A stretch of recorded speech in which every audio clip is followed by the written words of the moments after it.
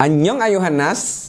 Kalian ada yang penggemar K-pop atau mungkin pecinta Korean drama? Hari ini insya Allah kita akan bahas kok bisa sih K-pop dan Korean drama tuh mendunia? Apa cuman kebetulan aja kayak video TikTok terbang? Atau karena K-pop dan Korean drama adalah bagian dari konspirasi Illuminati? Well, stop berprasangka. Langsung aja yuk kita bedah bukunya. Pernah Tenggelam episode 1. Have you ever heard Hallyu? Buat para pecinta Korea pasti udah tahu lah ya, Hallyu itu apaan? Hanryu. Hallyu artinya Korean Wave. Menurut salah seorang politikus Amerika, Joseph Nye, Korean Wave adalah semua budaya Korea yang saat ini terkenal, mulai dari filmnya, musiknya, pakaiannya, bahasanya. Tapi sebenarnya pendapat yang lebih umum adalah Korean Wave adalah budaya pop Korea seperti musik, movie atau film, dan dramanya. Yang gara-gara 3 produk tadi terkenal dan mendunia, orang jadi tertarik untuk belajar budaya-budaya Korea lainnya, termasuk yang tradisional, seperti mungkin bahasanya, pakaiannya, makanan tradisionalnya, dan lain sebagainya. Tapi 2 pendapat tadi itu menjadi berbeda loh di negara asalnya. Menurut orang-orang Korea, Hallyu adalah produk budaya yang terkenal di luar negeri, di seluruh dunia. Artinya, nggak semua yang berasal dari Korea adalah Hallyu. Oke, sebagai pencinta K-pop ataupun K-drama, ngerasa nggak kalau Korean Wave ini masuknya tuh gampang banget sukanya dan susah banget hilangnya atau ngelupainnya? Awalnya kan cuman kayak nge-scroll, nonton, ngeplay, dengerin lagunya, terus lama-lama suka, lama-lama kemudian pasang posternya, beli merchandise-nya. Drama juga sama. Awalnya cuman sekedar nonton 1-2 episode, lama-lama kita nontonnya bener-bener ngerasa kayak kebawa sama emosinya dia gitu. Gergetan, sedih, marah gitu. Kenapa bisa kayak gitu?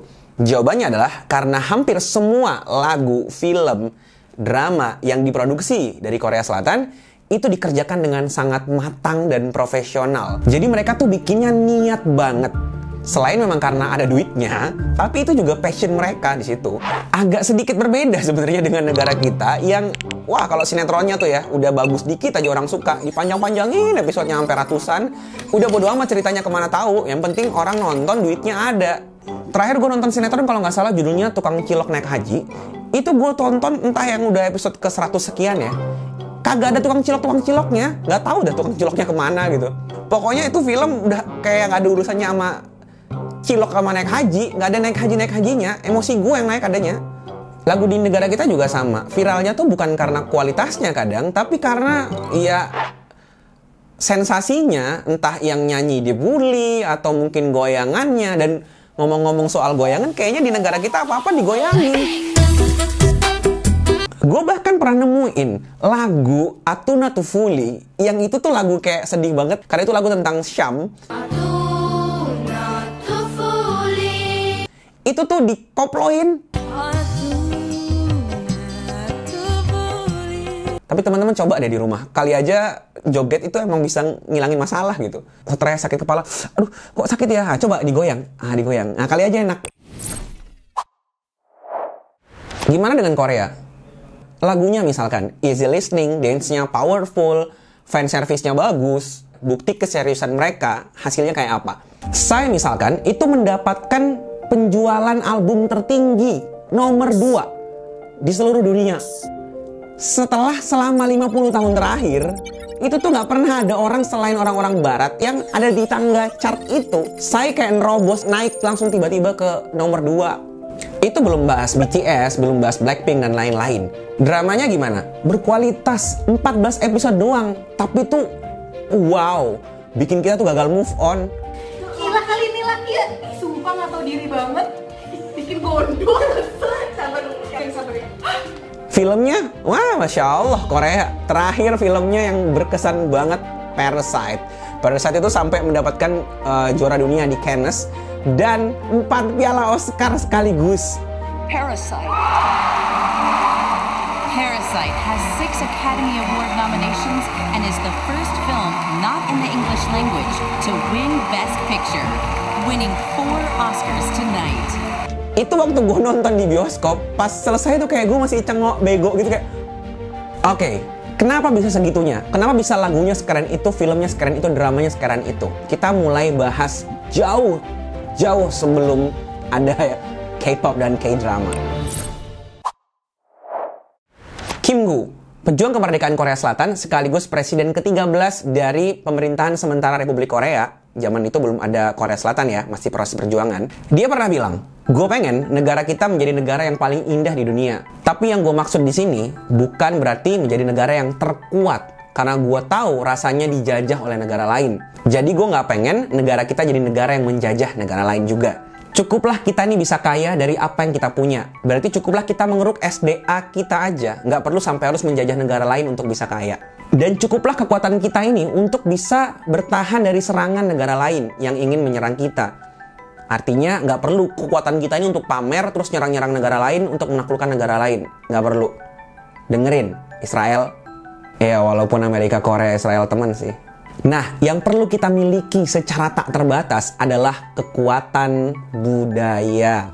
Karena kekuatan budaya mampu membuat kita bahagia dan mampu membahagiakan orang lain. So dari sini kita bisa ngambil kesimpulan bahwa sebenarnya Korea Selatan tuh juga pengen ngejajah negara lain, cuman bukan dengan kekuatan militer. Akhirnya bukan dengan menyakiti orang lain, tapi tanda kutip menginvasi secara budayanya. Jadi kayak dijajah tapi nikmat gitu. By the way ini lupa. Promosi dulu. Buat yang belum punya silahkan ya. Di www.pernahtengelam.com. Sebenarnya pembahasan mengenai bagaimana cara Korea ini bisa bangkit setelah perang saudara antara dia, Korea Selatan dan Korea Utara, itu udah banyak banget. Jadi udah di-plan. Pertama-tama itu fokus di agriculture. Kemudian selanjutnya mereka fokus ke industri berat seperti baja dan besi dan seterusnya. Lalu kemudian berlanjut lagi ke fokus ke industri kimia berat. Berlanjut lagi mereka fokus ke industri elektronik dan telekomunikasi, dan seterusnya berlanjut. Dari program yang 35 tahun ini aja, Korea udah bisa jadi juara dan terdepan dalam hal akses internet kecepatan tinggi, semikonduktor memori, monitor layar datar, dan juga telepon genggam. Oke, balik lagi ke topik. Salah satu industri yang sangat diperhatikan oleh Korea Selatan adalah budaya. Saat itu, teman-teman, pasca penjajahan dan perang saudara, Korea sangat khawatir akan masuknya invasi budaya asing, khususnya Jepang, karena Jepang adalah penjajah mereka. Korea Selatan akhirnya melakukan upaya pencegahan dengan melarang budaya asing masuk ke Korea, seperti membatasi games-games dari luar, budaya fashion dari luar, budaya komik-komik dari luar, film-film dari luar itu dibatasi. Tapi Korea Selatan sadar bahwa ini nggak bisa terus-menerus kayak gini. Kita nggak mungkin terus ngelarang orang lain masuk ke tempat kita. Kita juga harus bangkit budayanya. Kalau perlu kita yang menyebarkan budaya ini keluar gitu. Negara akhirnya mempersenjatai Kementerian Kebudayaan dengan dana yang sangat besar untuk membangun industri budaya dalam negeri. Yang dilakukan kementerian saat itu adalah mendorong universitas-universitas yang ada di seluruh Korea Selatan untuk membuka jurusan industri kebudayaan. Pemerintah siap untuk menyediakan beasiswanya, peralatan, fasilitas, dan lain-lain yang dibutuhkan oleh universitas tersebut. Akhirnya, dalam waktu yang sangat singkat, yang tadinya jurusan industri budaya itu 0 di Korea Selatan, itu meningkat sampai hampir 300 jurusan. Kalau tadi Korea Selatan menguasai industri-industri dasar seperti misalkan besi, baja, kimia, dan lain-lain, dari situ mereka bisa menciptakan mobil terbaik, internet kecepatan tinggi terbaik, kesehatan terbaik, dengan mandiri, tanpa perlu bergantung terhadap negara lain. Apalagi sekarang mereka punya 300-an jurusan industri budaya. Dengan ini, mereka nggak perlu impor sutradara dari luar, guru nyanyi, guru dance, atau mungkin apapun itu, industri kreatif dari luar. Mereka sudah punya SDM-nya sendiri. Kebayang nggak tuh? Mereka bisa memproduksi iklan terbaik, video klip terbaik, film terbaik, musik terbaik dengan orang-orang mereka sendiri. Dan nggak cukup dengan mempersiapkan praproduksinya tadi, mentahannya tadi, Korea juga bahkan menyediakan pasarnya atau lahannya. Jadi penting bukan hanya mempersiapkan SDM yang bagus, tapi ntar dia mau jualan di mana nih? Andai kata Korea Selatan ini, orang-orangnya udah bikin film terbaik, lagu terbaik, dan nggak jelas mau diputar di mana, kan sayang banget. Mereka pun akhirnya membuat lahan untuk jualannya. Industri musik di Korea Selatan, K-pop misalnya, itu udah punya sistem sendiri. Mereka udah punya sistem bagaimana mendapatkan trainee. Bagaimana kemudian trainee ini dibina dan dibimbing. Didukung oleh sekolah-sekolah pelatihan dance, pelatihan kemudian nyanyi yang ada di luar agensi yang nanti akan siap untuk mensuplai talent-talent yang dibutuhkan oleh agensi besar ini, misalkan YG, kemudian SM dan lain-lain. Lalu nanti ada yang namanya debut stage, ada kemudian showcase, ada kemudian comeback stage, ada kemudian merch-nya, ada kemudian fan chant-nya, ada fan base-nya, banyak banget. Mereka udah siap dengan itu. Pemerintah bahkan mensupport ini sampai K-pop bisa mengadakan konser di Korea Utara. Lu kebayang gak sih konser di Korea Utara depan Kim Jong-un? Iya, Kim Jong-un hadir. North Korean leader Kim Jong-un and his wife were among the guests on Sunday at the first of 2 special concerts in Pyongyang by South Korean artists. Gila gak tuh? Ini menurut gue sih lebih berprestasi daripada prestasinya BTS ngomong di PBB. Ini depan Kim Jong-un. Lu falas dikit. What excites you and makes your heart beat? Tell me your story.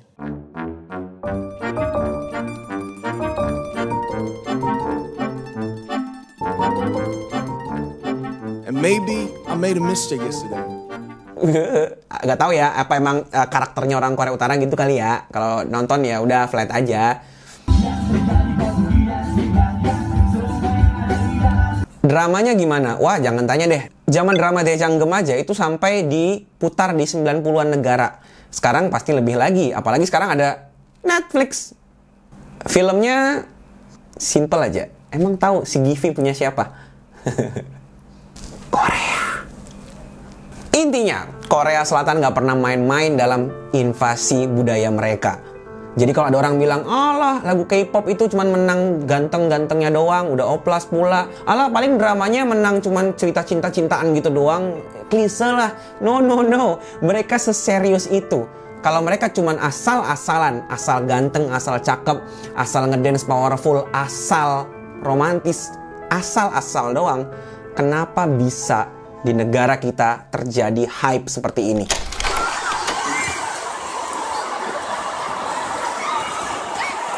Gila.